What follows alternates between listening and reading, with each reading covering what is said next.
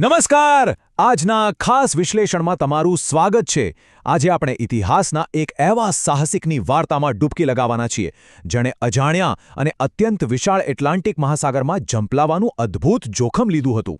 હા, આપણે વાત કરી રહ્યા છીએ ક્રિસ્ટોફર કોલંબસની. 1451થી 1506 સુધીનો તેમનો સમયગાળો. ચાલો સમજીએ કે કેવી રીતે આ એક માણસના પ્રવાસે આખી દુનિયાનો દૃષ્ટિકોણ જ બદલી નાખ્યો.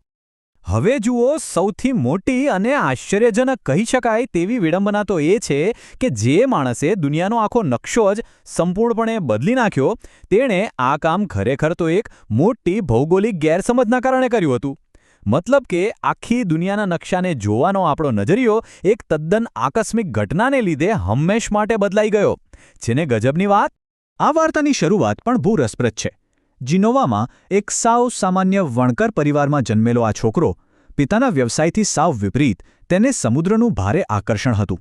પોતાની જબરદસ્ત જિજ્ઞાસાના કારણે તેણે નાવિક વિદ્યાનું ઊંડું જ્ઞાન મેળવ્યું. એક સામાન્ય વણકરના પુત્રથી લઈને નૌકાવિહારના ઉત્સાહી વિદ્યાર્થી સુધીની તેમની આ સફર આપણને એ ચોક્કસ શીખવે છે કે જો તમારી અંદર કંઈક નવું જાણવાની આગ હોય તો કોઈ પણ બેકગ્રાઉન્ડ તમને રોકી શકતું નથી. ચાલો જરા તેમની સમયરેખા પર નજર કરીએ અને જોઈએ કે આ બધું કેવી રીતે બન્યું. 1451માં તેમનો જન્મ થયો. પણ સૌથી રોમાંચક વાત તો એ છે કે નાવિક વિદ્યાના જ્ઞાનને લીધે માત્ર 14 વર્ષની નાની ઉંમરે જ તેઓ ફ્રેન્ચ ચાંચિયાઓના વહાણો સાથે ઉત્તર તરફ જઈ રહ્યા હતા. આ વ્યવહારુ અને જમીની અનુભવે જ તેમને 1492ના એ ઐતિહાસિક અને દુનિયા બદલી નાખનારા પ્રવાસ માટે ખરા અર્થમાં તૈયાર કર્યા. પણ એક સવાલ ચોક્કસ થાય કે આટલું મોટું જોખમ લેવાની જરૂરત શું હતી? આ સમજવા માટે આપણે તે સમયની આર્થિક પરિસ્થિતિ સમજવી જ રહી. એ યુગના યુરોપિયન વ્યાપારીઓ માટે કન્સ્ટન્ટિનોપલનો માર્ગ એટલો મુશ્કેલ બની ગયો હતો કે ભારત અને એશિયા સુધી પહોંચવા માટે કોઈ નવો રસ્તો શોધવો એ માત્ર ઈચ્છા નહીં પણ તાતી આર્થિક જરૂરિયાત બની ગઈ હતી. આ જ મજબૂરીએ ઘણા દરિયાખેડૂઓને એક નવો જળમાર્ગ શોધવા માટે પ્રેરિત કર્યા. અને અહીં જ ઇતિહાસની સૌથી મોટી રમત રમાઈ. તેમનું મૂળ લક્ષ્ય હતું ભારત અને એશિયા જવાનો નવો સમુદ્ર માર્ગ શોધવાનું, પણ પૃથ્વી ગોળ હોવાને કારણે જ્યારે તેમણે યુરોપથી પશ્ચિમ દિશા તરફ વહાણ હંકાર્યું ત્યારે પરિણામ સ્વરૂપે સંપૂર્ણપણે અણધારી રીતે અમેરિકા ખંડ સામે આવી ગયો. મતલબ ધ્યેય કંઈક અલગ જ હતું અને પૃથ્વી ગોળ હોવાને લીધે હાથમાં કંઈક સાવ બીજું જ લાગી ગયું. તો 3 ઓગસ્ટ 1492નો એ દિવસ જ્યારે તેઓ યુરોપથી રવાના થયા ત્યારે આટલા વિશાળ અને અજાણ્યા દરિયામાં જવા માટે તેમની પાસે સંસાધનો કેટલા હતા? સાંભળીને નવાઈ લાગશે. માત્ર 80 માણસોનો કાફલો અને 50 ટનના 3 વહાણો, શાંતામેરિયા, 100 ટન અને પિન્ટા, સાથે માત્ર 1 ટનનું એક સાવ નાનું વહાણ. જરા કલ્પના કરો, આટલી સામાન્ય તૈયારીઓ સાથે તેઓ એક એવા સાહસ પર નીકળી પડ્યા હતા જેનો કોઈ અંત દેખાતો ન હતો. દરિયામાં લાંબા, અનિશ્ચિત અને થકવી નાખનારા મહિનાઓ વિતાવ્યા પછી આખરે એક ક્ષણ આવી. મહિનાઓ સુધી ચારે તરફ માત્ર પાણી જોયા પછી 12મી ઓક્ટોબરે મધરાત વીત્યા બાદ અચાનક જ અંધકારમાં જમીન દેખાઈ. એક ક્ષણની રાહત જરા વિચારો.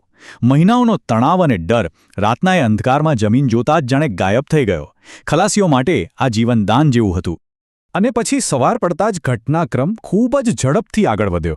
મધરાતે જમીન દેખાયા બાદ વહેલી સવારે કોલંબસ અને તેના 2 કપ્તાનો માર્ટિન અને વિસેન્ટીએ એ નવા શોધેલા ટાપુના કિનારે પગ મૂક્યો. તેમણે ત્યાં પોતાનો ધ્વજ રોપ્યો અને તે ટાપુને નામ આપ્યું સાન સાલ્વાદોર. બસ આ જ એ ચોક્કસ ક્ષણ હતી જ્યાંથી વિશ્વના ઇતિહાસનું એક નવું જ પ્રકરણ શરૂ થયું. આટલું ઓછું હોય તેમ આ ઐતિહાસિક ઘટના પછી તેમણે ક્યુબા પણ શોધી કાઢ્યું અને જ્યારે આ આખી સફર પૂરી કરીને તેઓ સ્પેન પાછા ફર્યા ને ત્યારે તેમનું એવું ભવ્ય અને વિજયી સ્વાગત કરવામાં આવ્યું જે ક્યારેય કોઈએ નહોતું જોયું. આ એ સમય હતો જ્યારે યુરોપિયનોને, જેઓ અગાઉ માત્ર યુરોપ, આફ્રિકા અને એશિયા વિશે જ જાણતા હતા, તેમને પહેલીવાર ખબર પડી કે દુનિયામાં એક આખી અલગ નવી દુનિયા પણ અસ્તિત્વ ધરાવે છે.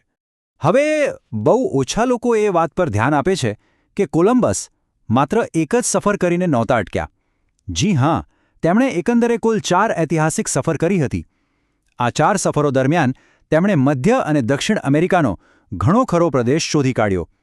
આ કોઈ એક નાની શોધ નહોતી, પણ સંશોધનની એક આખી શૃંખલા હતી જેણે ભવિષ્યના આંતરરાષ્ટ્રીય જોડાણોનો બહુ મોટો પાયો નાખ્યો. તો આજના આ વિશ્લેષણના અંતે એક મોટો પ્રશ્ન મનમાં ચોક્કસ ઉદ્ભવે. જરા વિચારો, જો કન્સ્ટેન્ટિનોપલના જમીન માર્ગમાં કોઈ અડચણ જ ન આવી હોત અને યુરોપિયન વ્યાપારીઓને નવો રસ્તો શોધવાની આર્થિક મજબૂરી જ ન પડી હોત તો આજે દુનિયાનો નકશો અને આપણો વૈશ્વિક ઇતિહાસ કેટલો અલગ હોત. કોલંબસની આ ભૂલે વિશ્વનો નકશો હંમેશ માટે બદલી નાખ્યો. પણ જો એ મજબૂરી જ ન હોત તો? આ ખરેખર એક જબરદસ્ત વિચારવા જેવો પ્રશ્ન છે. આ ચર્ચામાં જોડાવા બદલ ખૂબ ખૂબ આભાર.